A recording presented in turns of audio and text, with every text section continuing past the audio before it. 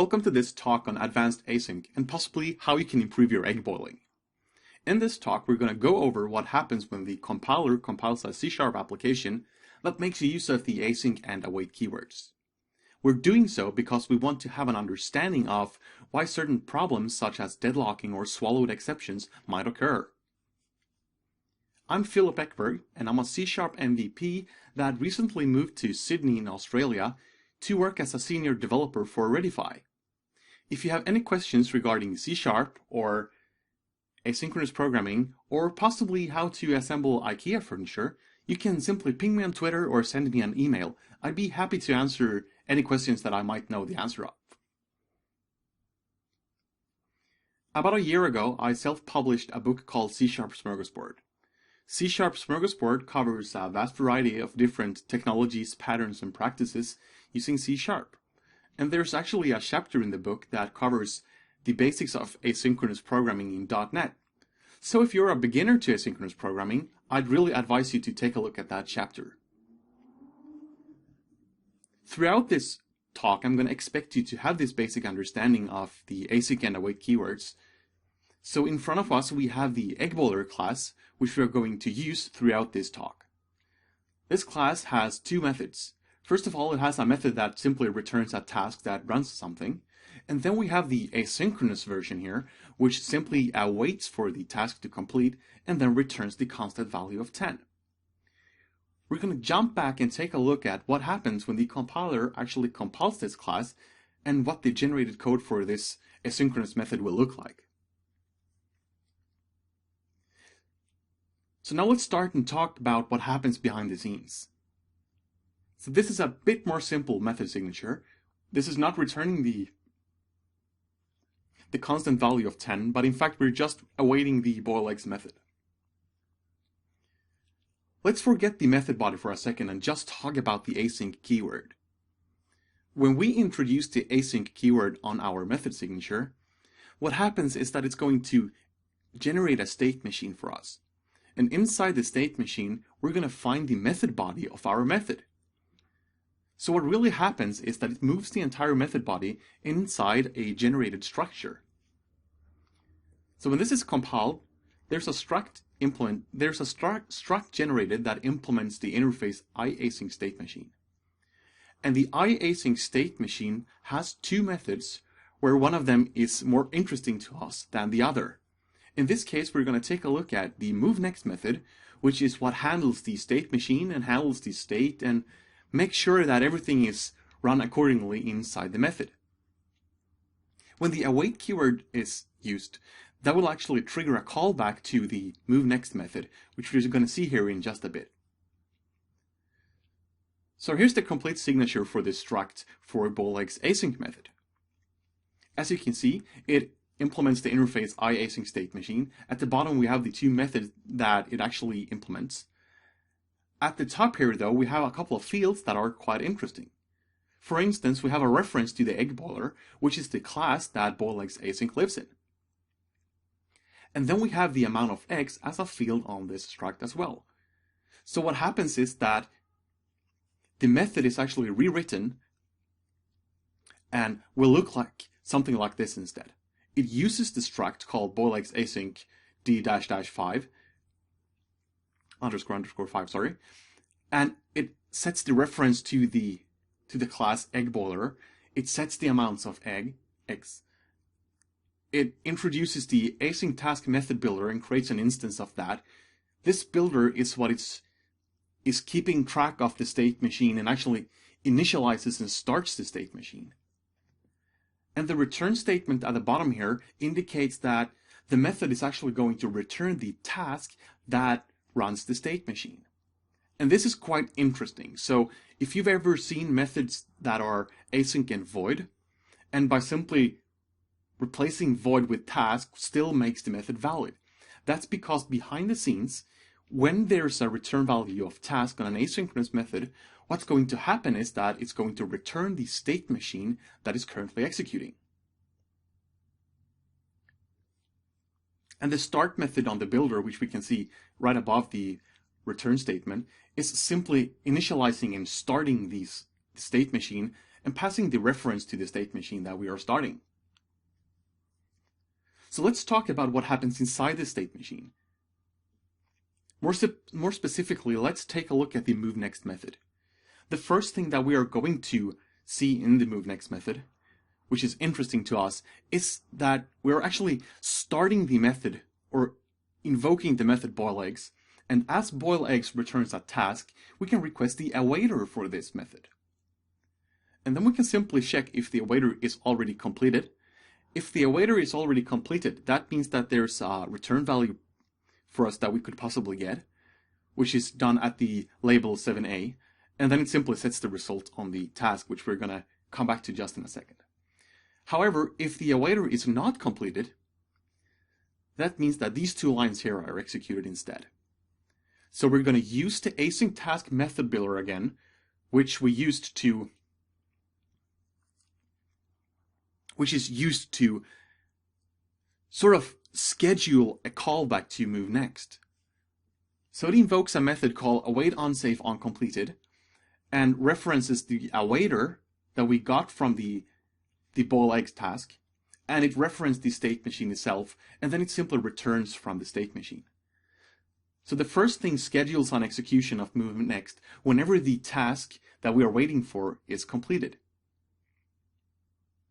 And then what happens is that we return from the state machine to give the CPU back control and not block this anymore by just simply waiting inside the MoveNext method. So we want to give back the CPU control so it can execute all the other tasks or whatever it has in the scheduler to do next. The next time this is going to be executed, it's actually going to execute MoveNext once more from within the await unsafe uncompleted callback. But the next time this is executed, the state is going to be different. The state is going to say that we have a result of the execution of the awaiter, that is. So we're going to jump down to label 7a and get the result from the awaiter. And then we're going to use builder.setResult to indicate to the task that the execution is completed.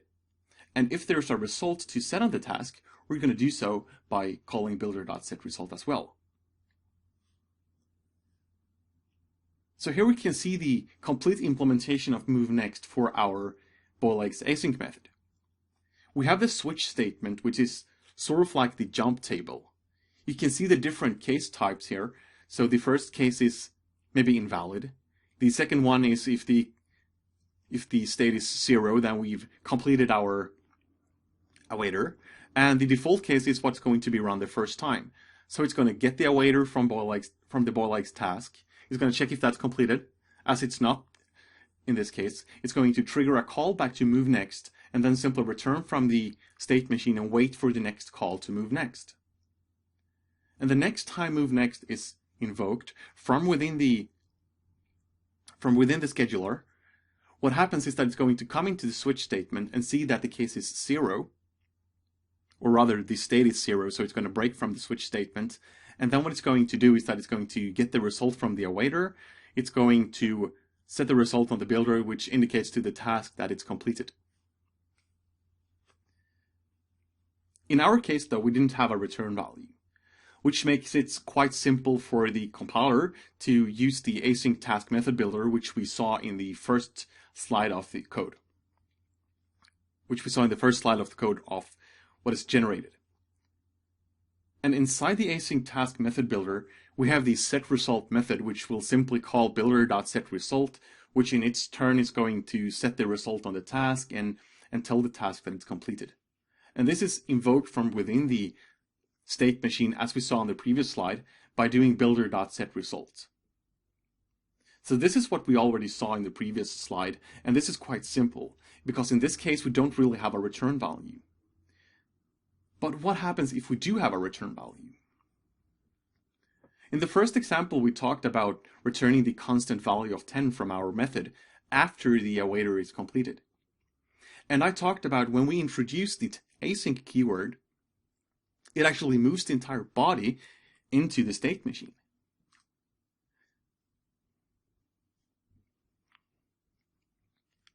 So what happens here instead is that it's going to use the async task method builder of type int. So there's a generic version of the async task method builder as well, which has a slight different implementation of setResult.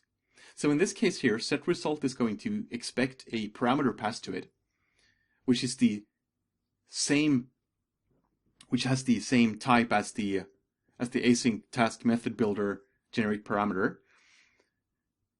And then as you can see here on the bottom, we do task.trySetResult. So we're trying to set the result on the task, which we could later on get by doing myTask.result to get the result of the task here. So this is within the async task method builder. But what happens in the state machine though is that it still calls the awaiter.getResult, which is for the line await boil eggs. So that's just awaiting, that's just getting the result from that execution. And then what you can see here is that it moved the constant value of 10 into the state machine and then calls builder.setResult with that value. Now something to notice here, and something that is quite interesting, is what would happen if boil eggs actually returned a value instead of just simply returning the state machine itself. So what if the signature of boil eggs would be task of t instead of simply task? Then the awaiter.getResult would actually return t instead.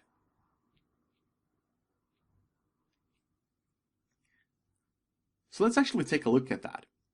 Our stuff is moved into the state machine in a quite interesting way. So here we have a quite simple example that you might find in some application. We have the egg boiler, and we simply want to show a message box that contains a string that we format according to the string that you can see here on screen, and we simply await the egg boiler.boileggs async to complete to get the result of that execution. Now this is all moved into the state machine, and the generated code is going to look somewhat like this. So we have the string is equal to eggs, color braces 0, color braces end. And then this is stored in a local variable called stack and string, and then we set the state to 0, and we call await unsafe uncompleted to schedule a callback to MoveNext, and we simply pass a reference to the awaiter and to the state machine itself and return from the state machine. So the next time that we come back here, what really happens is that we're going to jump down to the label AC that you can see on the bottom, and we're simply going to call awaiter.getResult, which will fetch the integer that eggboiler.boileggs async returns. But now the eggboiler.boileggs async is returning the state machine of that method, right? So what we do here is that we fetch the result from within the state machine, which is the 10 that is returned, or the amount of eggs that is returned. So we store that in our local variable called introduced6 here. And then we simply call messageblock.show with string format with a string that we passed at the beginning, and then with the value that is returned from the awaiter.getResult. So as you can see here, when this is compiled, it looks very different from what we had at the beginning. So the compiler does all the heavy lifting for us, and we can simply use these things here at ease and just have the compiler solve all these complex things for us. Let's talk about another elephant in the room here. Let's talk about Pokemon programming principle, which sort of means that we need to catch them all. And if you're familiar with the catch them all principle, it sort of means that if I have an application and I don't want it to crash, I just wrap everything inside a try-catch block. And if I know that a method is failing a lot, I can simply wrap that inside a try-catch block and just catch everything. However, in this case here, the boileggs async method is going to have the following signature. So we have public async void boileggs async. The problem here is that it's void.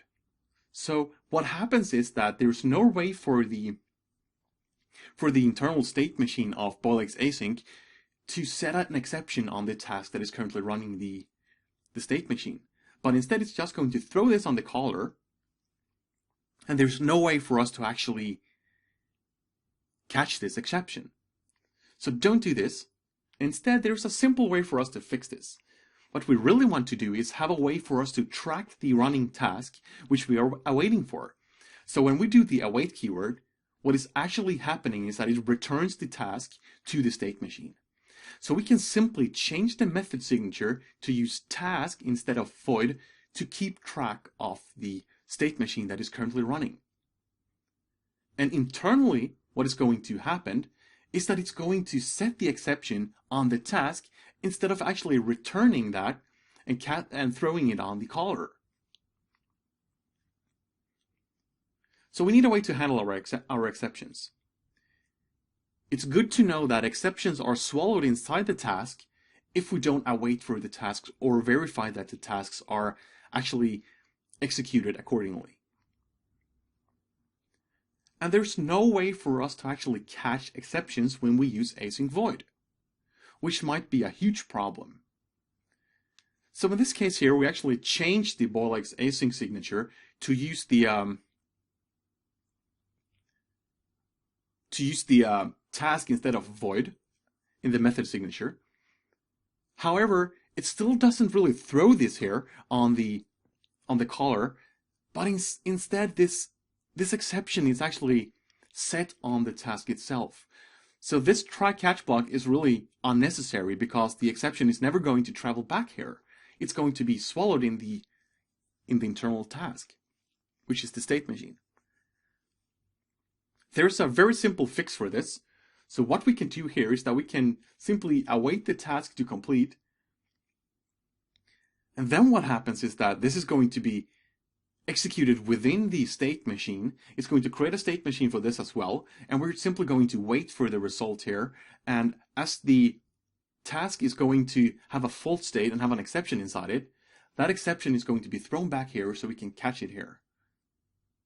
So don't do the method on the left here, which is also known as fire and forget. Always verify that your asynchronous methods invoked and worked correctly. Now let's talk about something else that's quite interesting when talking about asynchronous programming. We need to distinguish between parallel and asynchronous programming. So let's define what parallel programming is all about. Parallel programming is about dividing a problem into smaller pieces. We can think about it like this. So we have a certain amount of eggs to boil, and we have a certain amount of pots to boil these eggs in. Now, if I have one pot and 10 eggs to boil, but each pot takes only 5 eggs, that means that I have to boil the eggs 5 at a time. But if I add another pot, that means that I can boil these in parallel to each other, and I have reduced the time to boil the eggs by half the time. Now, asynchronous programming lets us delegate work and be notified when that work is done. So let's compare this to parallel programming. Parallel programming is about dividing a problem. Asynchronous programming is about delegating work to somewhere else and have it notify you when it's done. So let's say that we have those eggs being boiled. And when they're done, I want to be notified because I'm going to start cleaning the kitchen in the meantime. So I still have my eggs boiling in parallel to each other, but to me that's just a task that is executing asynchronously to what I'm doing. And I'm going to be back at the stove handling the eggs when the egg timer goes off. And here's a simple way to illustrate that. So I have some sort of task running, which in its turn have split up a problem and solves that in smaller pieces by using the parallel.for. And it simply uses thread.sleep to simulate the egg boiling time. And then I could await this task here to complete and do something else while the eggs are boiling in parallel to each other. The other fun thing to talk about is the deadlocking. Now, deadlocking can occur on various different occasions in your applications. And if you don't have a good understanding of what happens behind the scenes, it might even be hard for you to mimic the deadlocking or actually get your application to deadlock. But there's a very simple way to get deadlocking inside your applications. Consider this. When the await returns the task to track the asynchronous work. So when we do async and await, when the await keyword is present, it's going to return from the method with the task to actually track the state machine. What happens if we lock the thread that called this asynchronous method and tell it to actually wait for the state machine to complete. That would cause a big problem. So have a look at the following code sample. We have the egg boiler, and we call eggboiler.boileggsAsync, and this is going to return the task that handles the state machine. Now we simply call .wait on this to force the task to wait, to force it to wait for the task to complete. However, it's going to wait for this on the calling thread, or the UI thread in this case, and when the task has finished processing, it's going to try and notify the state machine that it's completed, but the UI thread is locking this, so it can't really notify it that it's completed. So this will cause a deadlock. Now, you might think that this is not a proper way to wait for a task, and that's actually true. With async and await, we can simply do await instead. We can do await eggboiler.boileggsAsync. However, this is going to be a more complex code behind the scenes. As you know that when we use the await keyword, it's going to schedule a callback here. We need to wrap everything inside an asynchronous method. And that's going to introduce a new state machine.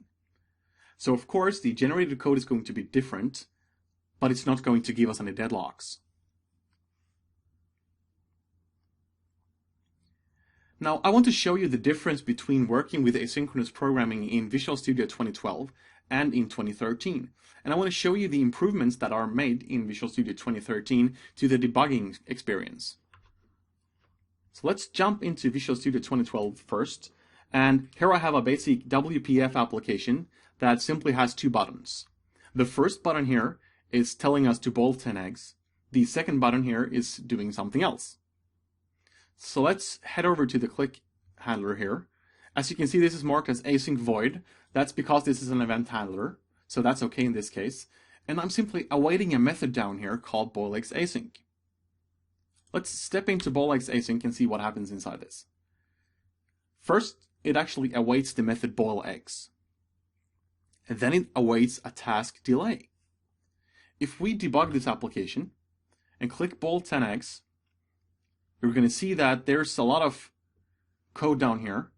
I'm showing not only my own code, so I don't have just my code enabled here, but there's a lot of things going on here. And if we jump down here to the next task, or to the next breakpoint, you're going to see that it didn't really keep track of where it originated from. So there's no way for us to actually know that this asynchronous call originated from the button click.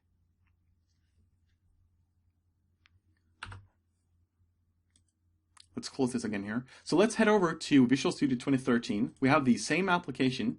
I'm going to head over to the boil 10 eggs, boil 10 eggs click handler. I'm going to head over to boileggsAsync. I have two breakpoints here, just as I had in Visual Studio 2012. I'm going to debug this here. And when I click boil 10 eggs here, you're going to see that we have a reference here to our click handler. So we can click that and see where this call originated from. And we can jump back to our current line here. And if I press F5 here and jump to the next breakpoint, you can see that it still keeps track of where it originated from, that we are coming from the click handler. There was an asynchronous call, we resumed an asynchronous method, and now we are at this line here. So there's something else that is quite interesting here. That's the task window here. On our right here, we have a view of all the tasks that are currently executed inside our application. So we can see that boil 10x click is awaiting. We can see that this method here has a task that is currently active. And we can jump around here and viewing that. Now this is a fairly simple example, but imagine that you have a completely asynchronous application with tons of nested asynchronous calls all over the place. The new debugging features in Visual Studio 2013 is really going to help you out a lot.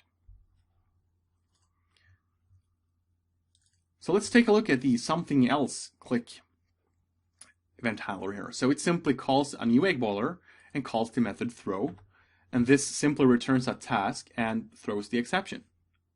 Now, if we run this here without debugging, you're going to see that this actually crashes the application. and this is not good. What happens if we mark this as async? Let's actually copy this method here and create an asynchronous version called throwAsync and mark this as asynchronous. Now we also need to head over to the click handler here and change this to async. Let's run this again and see what happens. It simply swallowed the exception. Now remember that I said before that there's a way to actually verify that the task completed accordingly to what we expect. We can simply await this here, which means that we need to mark the click handler as async, and we need to await this result here from the throwAsync method. Or rather, we would need to await the state machine to complete. Now, if I run this again here, we're going to see that the application crashes. But I can also catch this exception without throwing that again. So we can go down here, let's call this X, and set up breakpoint. And you're going to see that we can catch this exception, which is not possible when throwAsync is void.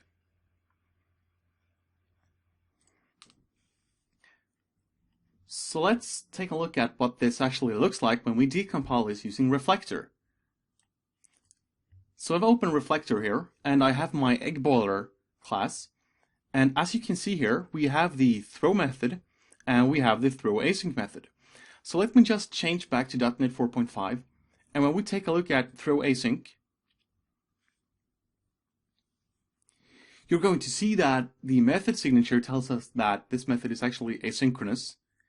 But if we swap over to .NET 4.0, you're going to see that it actually has all the state machine information that we saw before. And we can go to the throwAsync state machine. We can expand this here and have a look at MoveNext method. And now you might get an idea of why the exception is actually swallowed within the task itself. Because we have a try-catch block here inside the MoveNext, which is following the Pokemon programming principle, which catches everything. It's going to put that exception on the builder, which is calling builder.setException, and inside that, this is going to call task.setException, and it's going to set the exception on the task of the state machine. And we can also take a look at the boilEggs async method, and you're going to see here that it uses the async test method builder.create. We have the boilEggs async state machine here. And now you might get a better understanding of what really happens when we decompile our asynchronous and await code and understand why certain problems such as deadlocking and exceptions are swallowed might occur.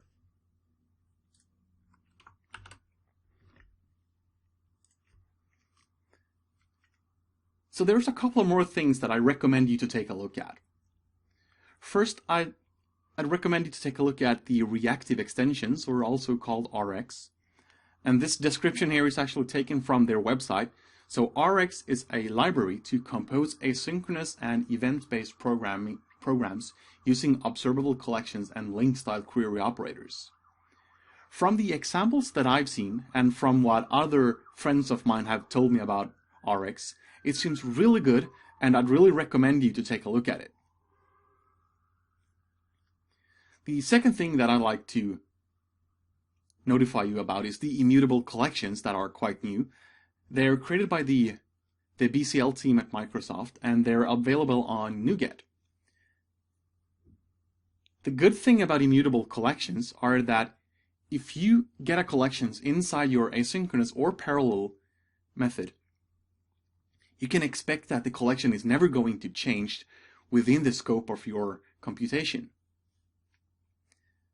So in short, you can avoid someone stepping on your toes and be sure that your data is not changed during the time you process it. And this can be really valuable, especially when working with parallel and asynchronous programming principles. I want to thank you for taking the time to listen to me. I hope you've learned something about async and await in C#. And if you have any questions regarding C# or asynchronous programming or how to assemble IKEA furniture, please reach out to me on Twitter or my blog or send me an email. Thank you very much.